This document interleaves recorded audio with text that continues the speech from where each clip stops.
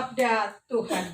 Berbahagialah setiap orang yang mendengarkan firman Tuhan, yang mau memelihara dan melakukan dalam kehidupan tiap-tiap hari. Haleluya. Haleluya, haleluya, haleluya.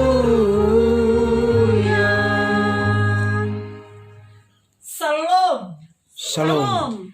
Keluargaku yang diberkati dalam Tuhan Yesus Kristus, berjaga-jaga dengan tetap setia dan bijaksana. Berjaga-jaga dengan tetap setia dan bijaksana. Pernahkah anggota keluargaku yang diberkati Tuhan mendengar tentang hari kiamat? Pasti pernah dengar kata-kata ini. Apa yang muncul di pikiran kita saat mendengar kata-kata hari kiamat? Ada orang yang mengatakan begini, oh hari kiamat itu hari Tuhan. Hari Tuhan di mana Tuhan Yesus datang kembali ke dunia ini untuk kali yang kedua. Bahasa teologinya itu parousia.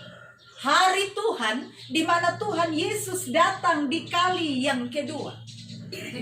Tapi ada orang awam yang juga mengatakan begini. Kalau mendengar tentang hari kiamat, yang muncul di pikiran orang awam kebanyakan, itu hari penghakiman. Hari pengadilan terakhir. Untuk kemudian melihat di mana posisi kita sebagai orang-orang percaya yang akan dibagi dalam dua kelompok. Kelompok yang baik di sorga, kelompok yang jahat ada di neraka. Orang menyebut hari kiamat dengan pengadilan terakhir atau hari penghakiman. Ketika kita bicara tentang hari kiamat, kedatangan Tuhan Yesus kali yang kedua atau parousia, ataupun yang kita menyebutnya dengan pengadilan terakhir atau hari penghukuman, orang akan kemudian melanjutkan pada pertanyaan berikut. Kapan hari kiamat itu tiba? Kapan terjadinya? Karena dari generasi ke generasi belum terjadi juga hari kiamat. Sekian lama menjalani hidup belum terjadi juga. Kapan terjadinya? Kapan? Memang keluargaku yang diberkati Tuhan, sebagai orang-orang percaya, mungkin kita bertanya kapan. Tetapi satu hal yang mesti kita taruhkan dalam hati dan iman kita, bahwa sebagai orang percaya, Tuhan Yesus pasti akan datang kembali. Bahasa yang disampaikan dalam Injil Matius yang tadi kita baca, diandaikan seperti pencuri yang datang di waktu malam. Artinya tidak ada yang tahu kapan. Saya juga tidak tahu kapan. Itu hak istimewa dari Tuhan kita Yesus Kristus. Kapan ia akan datang di kali yang kedua. Orang yang demikian, yang terus bertanya kapan, kapan, dan kapan, akan cenderung hidup sesuka hati. Hidup ikut maunya sendiri. Acu tak acu, kan masih lama, tidak tahu kapan.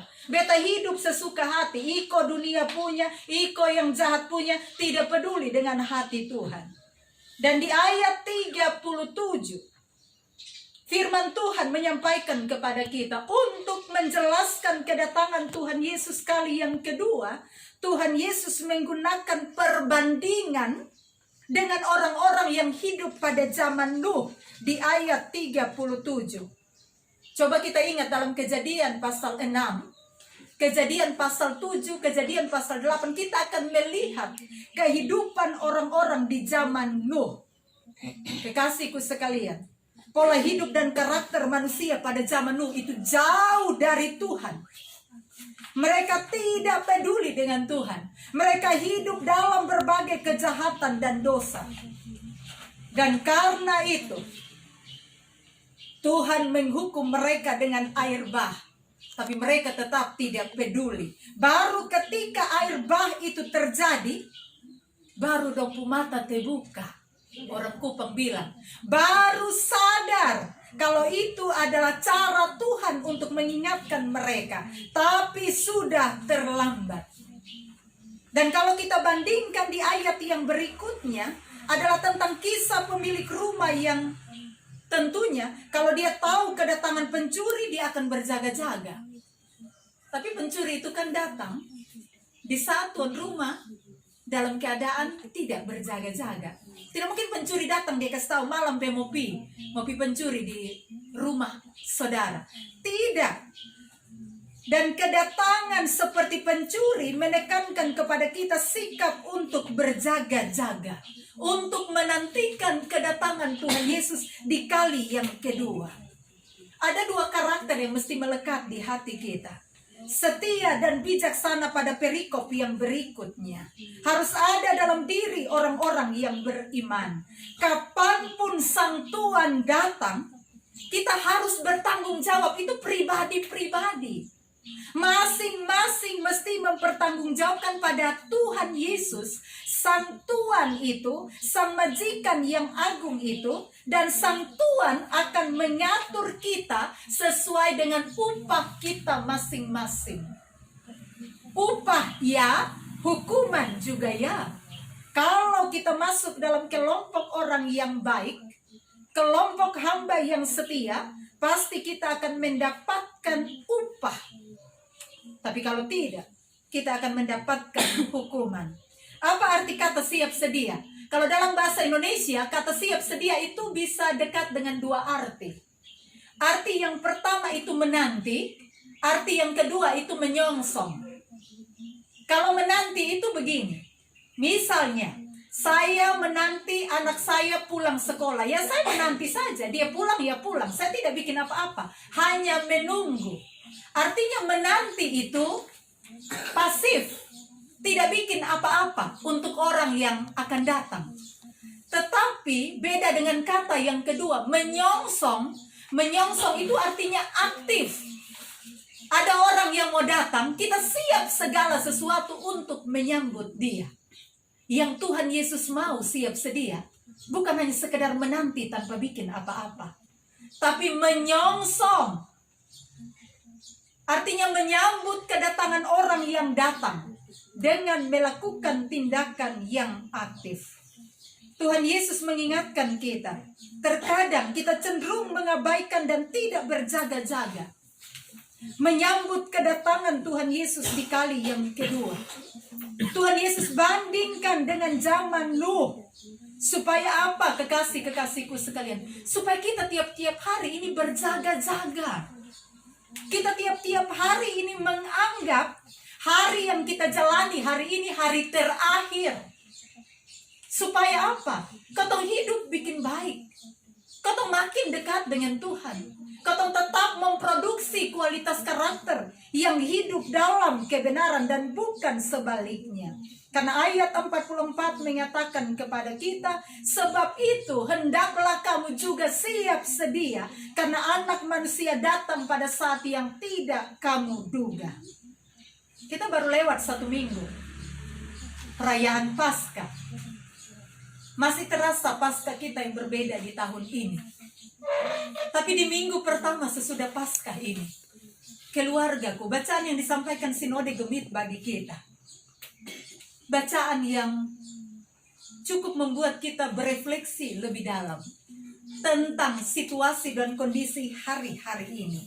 Kebenaran apa yang dapat kita refleksikan menurut Injil Matius pasal 24 ayat 37 sampai ayat 51.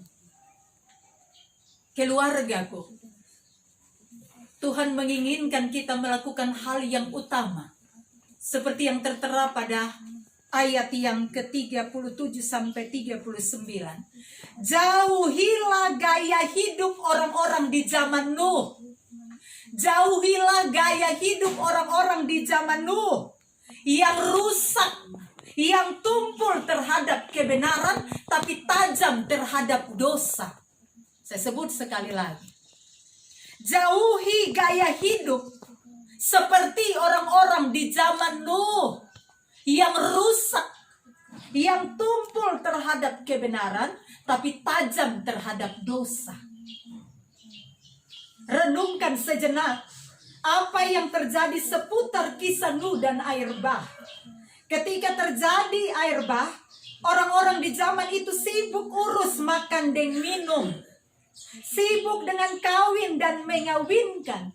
Tiba-tiba air bah yang dahsyat datang melanda bumi. Dalam sekejap semua orang binasa. Yang tersisa waktu itu hanya 8 orang. Yang tersisa waktu itu. Luar biasa.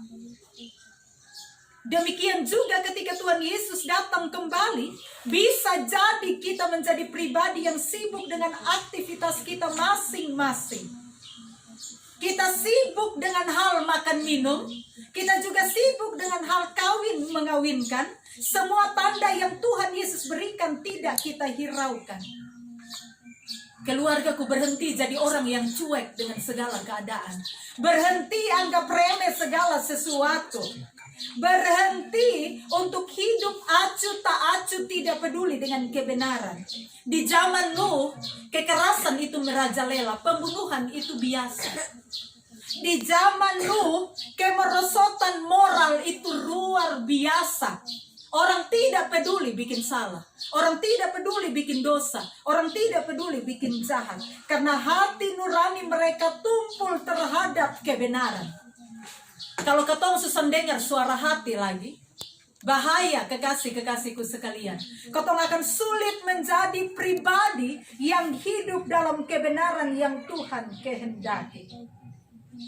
Mari kita renungkan, bagaimana dengan kondisi dunia hari ini. Dunia tempat kita tinggal hari ini, himpitan gaya hidup dan godaan iblis itu hebat. Mencengkeram, penjarakan kita, dan kita ini seperti orang aneh. Kalau hidup tidak ikut-ikutan tergoda dengan dunia ini. Tapi apakah benar demikian? Iblis itu punya strategi yang luar biasa. Iblis itu pintar. Iblis pintar untuk menggoda kita, menarik kita jauh dari kebenaran. Adakah saudara-saudariku, karakter dan kebiasaan di zaman Nuh juga jadi bagian dalam karakter kita di abad ini? Kotong sibuk makan, minum, kotong lupa dengan Tuhan. Sibuk dengan kemerosotan moral, kotong tidak ingat untuk cari Tuhan. Adakah di hari ini kita belajar dari Nuh yang tetap mempertahankan hidupnya untuk hidup dalam kebenaran? Adakah kita sibuk mencari Tuhan? Mencari Tuhan lewat ibadah keluarga seperti ini, momen istimewa dan berharga ada di hadapan hadiratnya. Adakah kita sibuk berjalan dalam kebenaran dan tuntunan firman Tuhan? Strategi di zaman Nuh yang dilakukan oleh iblis adalah cari korban. Cari korban.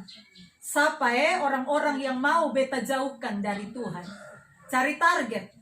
Tapi kita jangan sampai menjadi korban dari strategi iblis yang menjauhkan kita dari kebenaran. Kita tidak jauh beda dengan orang-orang yang ada di zaman Nuh. Karena itu, saudara-saudari yang diberkati dalam Tuhan Yesus Kristus, hati-hati. Sebelum terlambat, waspadalah. Waspadalah, waspadalah. Jadi pribadi yang bijak untuk mau menjauhkan diri dari godaan-godaan gaya hidup di zaman Nuh yang rusak dan tumpul terhadap kebenaran. Jangan sampai kita masuk menjadi korban iblis dengan strateginya yang menjauhkan kita dari Tuhan. Hal berikut yang mau saya sampaikan keluargaku yang diberkati Tuhan dari teks yang kedua. Miliki karakter hamba yang setia dan bijaksana dalam memandang masa depan. Kedatangan Tuhan Yesus itu kan terjadi di masa depan. Tapi ketika kita akan menanti kedatangan Tuhan Yesus, kita mesti memiliki dua karakter ini. Jadi orang percaya yang setia, jadi orang percaya yang bijak. Ini dua kata kunci yang tidak bisa dilepaskan satu dengan yang lainnya. Gambaran pada teks yang kedua, Ada tuan yang meninggalkan rumahnya dalam jangka waktu yang tidak bisa ditentukan. Dia bikin sejumlah perencanaan untuk perjalanannya. Dia panggil salah satu hambanya. Dia berikan tanggung jawab kepada hamba yang satu ini supaya bisa mengurus, mengatur tugas-tugas harian dalam rumahnya. Dan hamba yang pertama ini adalah hamba yang dekat sekali dengan karakter setia dan bijak. Miliki karakter yang luar biasa. Setia. Apa arti setia? Setia itu artinya tetap melaksanakan tugasnya apapun kondisinya. Ada orang yang ketika kalau ada tuannya dia setia. Tuannya jalan, son setia lagi. Tapi hamba yang pertama ini tidak. Di saat tuannya ada dia tetap setia, lakukan tugasnya. Di saat tuannya pergi keluar kota, pergi ke tempat yang lain, dia tetap setia melakukan tugasnya. Sambil menanti agar pada saatnya tuannya datang, akan melihat kesetiaannya. Bijak, apa arti bijak? Bijak itu artinya melihat mana yang baik, mana yang tidak, yang baik dilakukan. Bijak hadapi persoalan, bijak mengambil tindakan dalam hidup keseharian. Itu bijak. Bijak dan setia mesti menjadi dua karakter yang melekat dalam hidup kita. Lalu bagaimana dengan hamba yang jahat? Hamba yang jahat disampaikan kepada kita, hamba yang tidak setia. Di saat Tuhan ada, dia lakukan. Tapi ketika tuannya tidak ada, dia menyepelekan tugas yang diberikan tuannya. Dia ganggu hamba yang lain, dia pukul hamba yang lain, dia mabuk-mabukan, dia sibuk menjalani hidup sesukanya. Itu hamba yang jahat. Hamba yang tidak setia. Hamba yang jahat ini disetarakan di ayat yang ke-51 sebagai orang yang munafik. Orang yang munafik itu ketika dilihat orang dia bikin baik. Ketika sementara tidak dilihat orang dia bikin jahat. Tetapi tuannya tahu segalanya. Dan tuannya menyampaikan kepadanya di ayat 51. Disampaikan kepadanya. Dan akan membunuh dia dan membuat dia senasib dengan orang-orang munafik. Di sanalah akan terdapat ratapan dan kertakan gigi. Orang yang tidak setia, orang yang jahat, tidak mengikuti kebenaran seperti yang dikehendaki, dibunuh, dan kemudian akan terdengar ratapan dan kertakan gigi atau penderitaan yang akan dialami. Bagaimana dengan kita? Dalam masa menjelang akhir zaman ini apa yang kita persiapkan? Bagaimana kualitas hidup kita? Saya juga berefleksi. Sebagai pendeta saya juga berefleksi. Saya juga orang biasa. Kita melihat kehidupan kita masing-masing. Apakah kita ini berada pada kelompok hamba yang baik, hamba yang setia, hamba yang bijak, ataukah kita masuk dalam kelompok hamba yang jahat, hamba yang tidak setia, hamba yang sibuk hidup sesukanya tanpa peduli dengan hati Tuhan?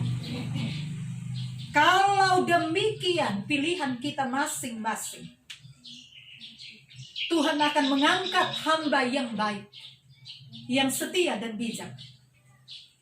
Tapi Tuhan akan memberikan kebinasaan bagi hamba yang jahat dan tidak setia. Keluargaku yang diberkati Tuhan, siapkan diri kita agar kita ada dalam kelompok hamba yang setia.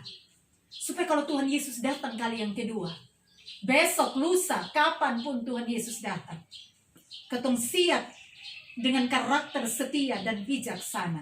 Jangan anggap remeh persiapan diri kita. Karena Tuhan pasti datang. Pasti akan datang. Dan karena itu, yang saat ini mungkin ketong timbang-timbang, ketong ada pada posisi kelompok hamba yang jahat. Nah, berubah, suko. Berubah. Berubah dari cara hidup kita seperti di zaman Nuh. Yang masih jauh dari Tuhan berubah, yang hobi mabok-mabok berubah, yang hidup sesukanya berubah. Semua yang tidak mendekatkan kita dengan hati Tuhan, berubahlah selagi masih diberi waktu. Yang terakhir, keluargaku yang diberkati Tuhan, ada di nats pembimbing kita tadi ayat 42. Kalau kita sudah menjauhkan diri dari cara hidup seperti di zaman Nuh, kalau kita sudah masuk dalam kelompok orang seperti hamba yang baik, hamba yang setia, hamba yang bijak, maka kali yang ketiga ini mesti ketong taruh dalam hati dan hidup. Siap, sedia, dan berjaga-jagalah menyongsong kedatangan Tuhan Yesus kali yang kedua. Ayat 42. Siap, sedia, dan berjaga-jaga. Keluargaku, apa yang menjadi reaksi orang-orang pada saat Yesus akan datang pada kali yang kedua? Reaksi yang pertama, siap, sedia, dan berjaga-jaga. Tapi reaksi yang kedua, masa bodoh, tidak peduli, acu tak acu. Mau datang ke sonde, itu urusan. Saya berharap keluargaku yang diberkati Tuhan, kita tidak masuk kelompok yang kedua. Acu tidak acu, tidak peduli, bahkan anggap remeh. Jangan. Kita mesti masuk dalam kelompok yang pertama. Siap, sedia, dan berjaga-jaga. Tadi saya katakan, menanti itu tidak sama dengan menyongsong. Menanti itu hanya pasif, duduk diam dan tunggu siapa datang. Tapi menyongsong itu tunggu, tapi dengan melakukan segala persiapan. Kedatangan Tuhan Yesus kali yang kedua membutuhkan kesiapan hati kita, tindakan kita, cara hidup kita. Contoh-contoh yang diberikan Tuhan Yesus menunjukkan kepada kita, hari penghakiman itu tidak dapat kita terka. Akan terjadi tanggal sekian, bulan sekian. Kita ingat kisah tahun berapa itu yang di Bandung? Bilang siap karpet merah, tanggal sekian, bulan sekian. Ketong angkat rame-rame dengan karpet merah di sorga, hari kiamat. Tapi Alkitab sudah catat, tidak ada satu orang pun yang tahu. Mau orang pintar, model apapun, tidak akan ada satu orang pun yang tahu. Karena memang hari penghakiman itu tidak dapat kita terka dan hitung-hitung. Ada yang waktu itu dari NTT juga ikut jual rumah, jual sawah hanya untuk mau diangkat oleh karpet merah. Bilang mau kiamat. Berhenti dari PNS untuk mau pergi. Karena hari kiamat akan terjadi tanggal 9 bulan 9 tahun berapa itu? Saya lupa tahun. Tidak bisa kita duga tanggalnya. Reka-reka pakai matematika, rumusnya tidak bisa. Hari itu bisa datang kapanpun tanpa kita duga. Dan penghakiman itu pasti terjadi. Karena itu yang paling penting bukan kapan. Yang paling penting bukan kapan terjadinya. Tapi yang paling penting adalah sikap hati kita siap atau tidak. Menutup khotbah ini, saya ingat tadi malam saya dikirimkan sebuah video dari seorang teman lewat WhatsApp. Mungkin sudah ada di handphone kita masing-masing. Satu video yang menarik tentang situasi di gedung Kongres Amerika Serikat. Pasti kita sudah nonton videonya, yang menggambarkan bagaimana situasi di gedung Kongres Amerika Serikat. Para senator berdoa minta pengampunan akan dosa-dosa Amerika selama ini. Saya merinding. Orang-orang hebat dunia di Amerika berdoa, minta ampun, menangis di hadapan Tuhan.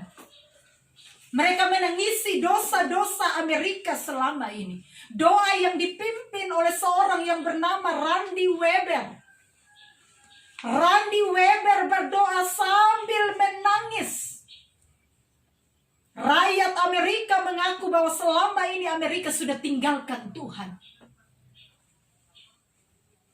Amerika mengaku, selama ini kami tinggalkan Tuhan. Kami tinggalkan pelajaran agama dan kebenaran Alkitab. Kami hidup dalam aborsi.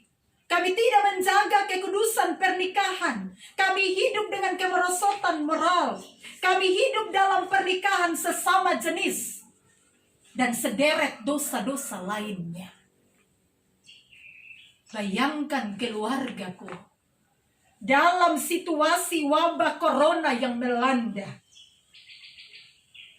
Wabah corona berhasil membuat negara adidaya menjadi tidak berdaya. Sekali lagi. Wabah corona berhasil membuat negara adidaya seperti Amerika menjadi tidak berdaya. Dan mereka berbalik dari jalan yang salah, berdoa memohon pengampunan dari Allah. Saya merinding melihat video tersebut. Habis ini kita bisa nonton rame-rame video itu.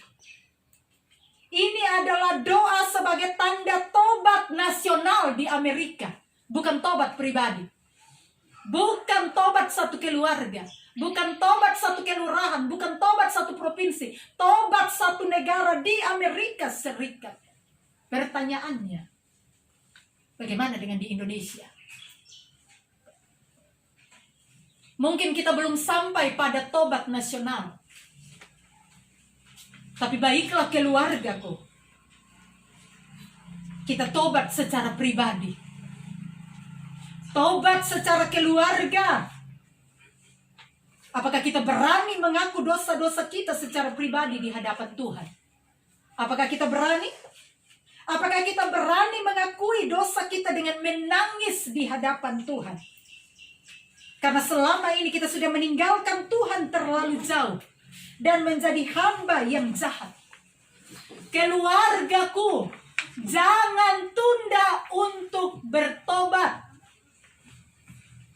Jangan tunda untuk mengaku dosa. Jangan tunda untuk menangisi dosa-dosa kita. Jangan tunda. Kalau Amerika Serikat berdoa mohon pengampunan dosa, mau bertobat, masing-masing kita sebagai anggota keluarga, akui dosa-dosa kita secara pribadi di hadapan Tuhan. Tangisi dosa-dosa kita. Kembali dalam kebenaran. Kembali hidup dalam tuntunan firman Tuhan. Karena Tuhan Yesus menanti kita menjadi hamba yang bijak dan setia. Apa arti firman ini bagi ketong semua? Tetaplah setia keluargaku. Hiduplah bijaksana dan takut akan Tuhan. Berjaga-jaga. Siap sedia. Jadilah pribadi-pribadi yang mengasihi Tuhan. Jadilah pribadi-pribadi yang hidup dalam kebenaran. Jadilah pribadi-pribadi yang terus berhikmat dan bijak. Membangun diri, membangun karakter untuk menghadapi masa depan kedatangan Tuhan Yesus di kali yang kedua. Yang paling penting, bukan ketong tahu kapan Tuhan Yesus datang. Tapi yang paling penting, siapkah kita jika dia datang kali yang kedua? Kalimat ini penting. Keluargaku, yang paling penting bagi kita, bukan kemudian kita pastikan kapan Tuhan Yesus datang. Bukan soal waktunya. Tapi yang paling penting, siapkah kita kalau Tuhan Yesus datang sebentar? Besok, bulan depan, atau kapanpun juga, siapkah kita selamat membangun karakter dan diri untuk menjadi pribadi yang setia dan bijak? Jauhkan diri kita dari cara hidup yang menjauhkan kita dari kasih karunia Tuhan. Selamat memilih menjadi hamba yang setia dan bijak, ataukah hamba yang jahat. Berjaga-jagalah, karena Kristus pasti datang. Kristus pasti datang. Dia pasti datang di kali yang kedua. Amin.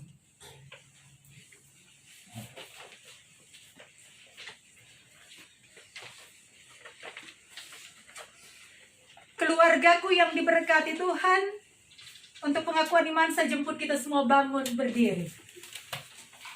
Bersama-sama dengan semua orang percaya di segala tempat dan waktu, mari kita mengucapkan pengakuan iman rasuli. Kita mulai. Aku percaya kepada Allah, Bapa yang Maha Kuasa, Kali ke langit dan bumi.